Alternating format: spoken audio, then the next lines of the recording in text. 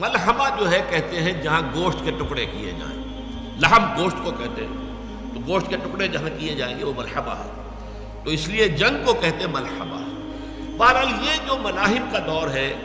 اس میں اگرچہ جیسا کہ میں نے عرض کیا کافی مشکل ہے، لیکن یوں سمجھیے کہ اس کا دور اول گزر چکا ہے۔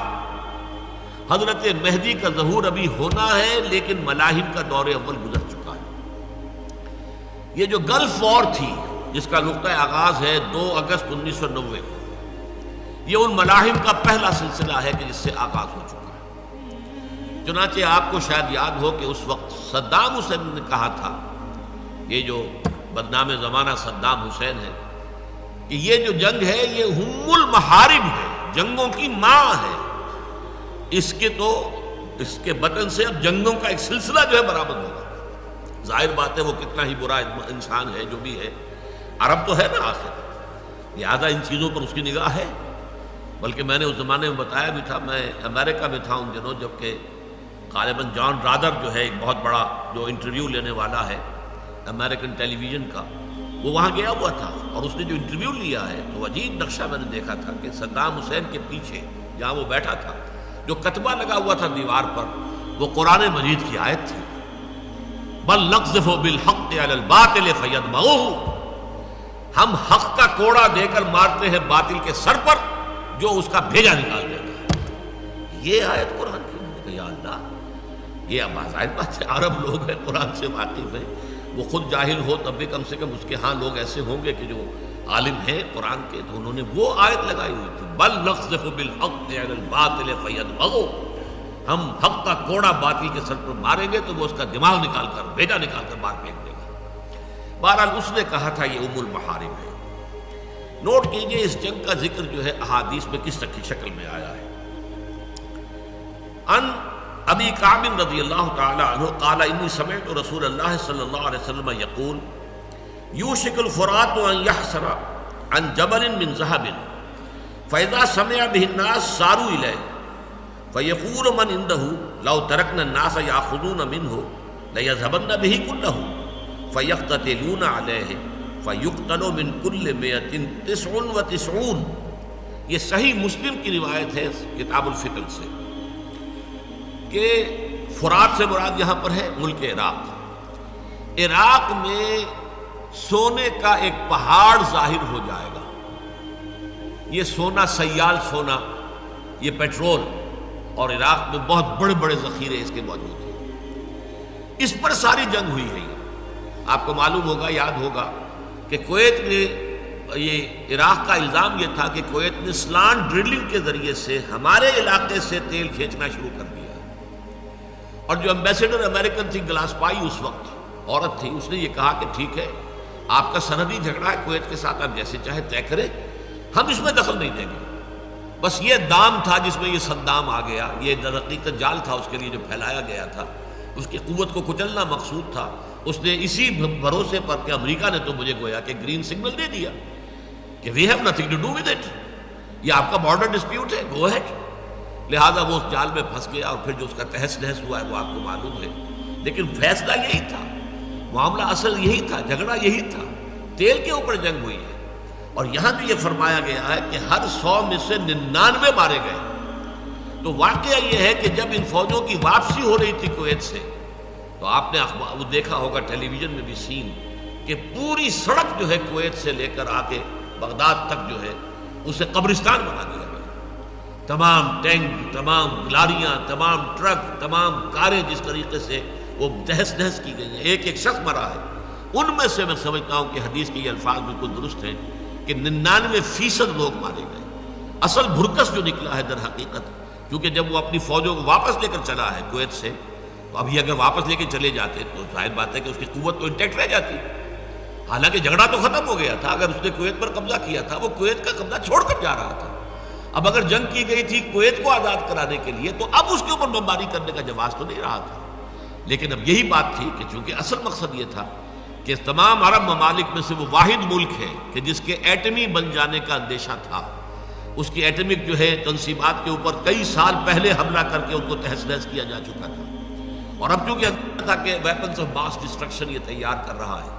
لہذا اس کو تہس نہس کرنا تھا اسرائیل کے تحفظ کے لیے۔ چارلس کرافٹ نے بعد میں کہہ بھی دیا تھا کہ ہم نے یہ جنگ جو ہے اسرائیل کی حفاظت کے لیے لڑی ہے۔ تو یہ اس جنگ کا ذکر موجود ہے اس کے اندر۔ اس طرح دوسری روایت جو ہے یہ سنن ابی داؤد کی ہے، عن ذی مخبر رضی اللہ تعالی عنہ قال سمعت رسول اللہ صلی اللہ علیہ وسلم ستصالحون الروم صلحا آمنا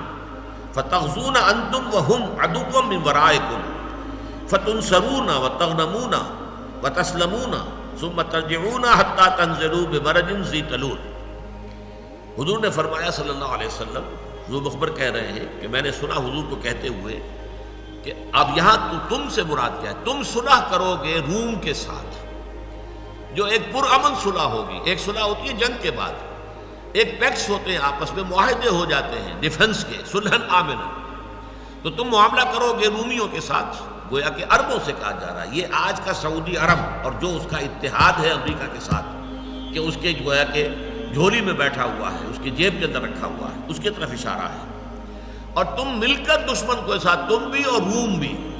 تم مل کر اپنے پیچھے کے ایک دشمن کے ساتھ مقابلہ کرو گے۔ اب آپ نوٹ کیجئے، مسجد نبوی میں حضور جب خطبہ دیتے تھے تو صحابہ سامنے بیٹھے ہوتے تھے، ان کا رخ جنوب کی طرف ہوتا تھا، کہ قبلہ جنوب میں ہے، ان کے پیچھے شمال ہے اور عرب کے شمال میں عراق ہے۔ تو ایک دشمن کا تم جو ہے تمہارے ساتھ جنگ ہوگی۔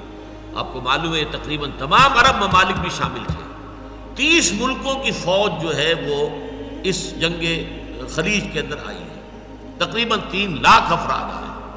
وہ ہوائی جہاز اور میزائل اور یہ اور وہ کس طرح کے بامبرز آئے ہیں، اس کا جو جن کی شکلیں پہلی مرتبہ لوگوں نے دیکھی تھی ٹیلی ویژن کے اوپر، جن کا ابھی کسی کو پتہ ہی نہیں تھا۔ پیٹریوٹ میزائل جو دے دیے گئے تھے اسرائیل کو، اس کا پہلے اس سے ذکر ہی کسی کو معلوم نہیں تھا کہ پیٹریوٹ نام کی کوئی میزائل بھی موجود ہے، جو کسی آنے والے میزائل کو خلا کے اندر ہی ختم کر دیتا ہے، فضا کے اندر۔ اب تو خیر خلا کی بات ہو رہی ہے کہ انٹر بیلسٹک میزائلز جو ہیں، انٹر کانٹیننٹل جو ہوں گے، ان کو بھی ختم کرنے کے لیے جو ہے ڈیفنس شیلڈ بنایا جا رہا ہے، لیکن اس وقت یہ تھا کہ کم سے کم فضا کے اندر جو بھی آ رہے ہیں ان کو تو ختم کیا جا سکے۔ یہ سارے معاملات، تو فرمایا کہ اس کے بعد تم دونوں مل کر جنگ کرو گے، پھر تمہاری مدد کی جائے گی اور تمہیں فتح حاصل ہوگی اور تمہیں غنیمت بھی ملے گی اور تمہیں کوئی نقصان نہیں پہنچے گا، یہاں تک کہ تم واپس لوٹو گے اور پھر تمہارا پڑاؤ ہوگا ایک ایسے ٹیلوں والے ریگستان میں جس میں کہ نخلستان وجود میں آ چکا ہوگا۔ یہ ہے وہ معاملہ کہ آج امریکن بیسز جو ہیں نجد کے اندر، اب امریکہ پنجے گاڑ کر وہاں بیٹھ گیا۔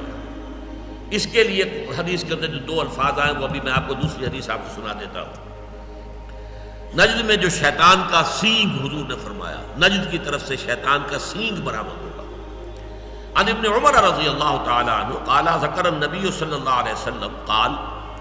اللہم بارک لنا فی شامنا اللہم بارک لنا فی یمننا قالوا وفی نجدنا۔ حضور نے ایک مرتبہ کہا، اے اللہ برکت ڈال دے ہمارے ملک شام میں، اے اللہ برکت ڈال دے ہمارے ملک یمن میں۔ لوگوں نے کہا حضور نجد کی بات بھی کیجئے اور ہمارے نجد میں، آپ خاموش رہے، آپ نے دوبارہ انہی 2 کا ذکر کیا، پھر کہا گیا حضور نجد میں، پھر آپ خاموش رہے، تیسری مرتبہ کہا گیا، تو حضور نے تیسری مرتبہ کے بعد فرمایا کہ ہونا کا زلازل والفتن و بہا یطلع قرن الشیطان۔ یہ بخاری شریف کی روایت ہے کتاب الفتن میں۔ وہاں تو زلزلے آئیں گے، فتنے اٹھیں گے اور وہاں سے شیطان کا سینگ طلوع ہوگا۔ اب جو میزائل لگے ہوئے ہوں گے، یہ سارا جو بیس ہے نجد کا اس علاقے کے اندر، یہ خلیج کے جو ہے مغربی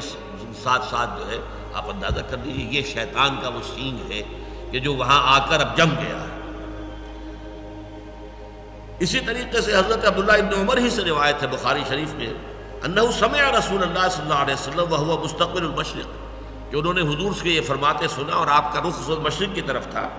یقول الا ان فتنۃ ہا ہنا من حیث یطلع قرن الشیطان، فتنہ ادھر ہے، مشرق نجد جو ہے مدینہ منورہ سے مشرق کی طرف ہے، یہاں سے فتنہ برآمد ہوگا اور یہاں پر سے شیطان کا سینگ جو ہے وہ برآمد ہوگا۔ بہرحال یہ جنگ جو ہے جس طریقے سے اس میں ہلاکت ہوئی ہے، تباہی ہوئی ہے، بربادی ہوئی ہے، جنگ عظیم دوم کے دوران جتنا بارود اور گولہ استعمال ہوا ہے اتنا چند دنوں کے اندر استعمال ہو گیا عراق کے اندر، برکس جو نکالا گیا۔ اب اس کا ذکر جو ہے وہ احادیث کے اندر میں اب نہیں جا سکتا زیادہ تفصیل میں، بلکہ یہ کہ میں تو نوٹ کر کے لایا تھا کہ یوحنا جو حواری تھے حضرت مسیح علیہ السلام کے، ان کے جو مکاشفات ہیں، جو revelations, book of revelations of Jones revelations, یہ آخری باب ہے انجیل کا، تورات کا، یوں سمجھیے ٹیسٹمنٹ، اولڈ ٹیسٹمنٹ اور نیو ٹیسٹمنٹ، تو نیو ٹیسٹمنٹ کا آخری باب یہ ہے، اس میں جو نقشہ کھینچا گیا ہے، تو واقعہ یہ ہے کہ میں اچھا ہے آپ کی دلچسپی کے لیے پڑھ کے سنا دوں کہ وہاں جو ان کے مکاشفے کے اندر آیا کہ جو تباہی ہونے والی ہے، اور مجھے اس رویا میں گھوڑے اور ان کے ایسے سوار نظر آئے جن کے بختر آگ اور سنبل اور گندھک کے سے تھے، اور ان گھوڑوں کے سر ببر کے شیر ببر کی طرح تھے، اور ان کے منہ سے آگ اور دھواں اور گندھک نکلتی تھی۔ اب ظاہر بات ہے کہ اس زمانے میں یہ ٹینک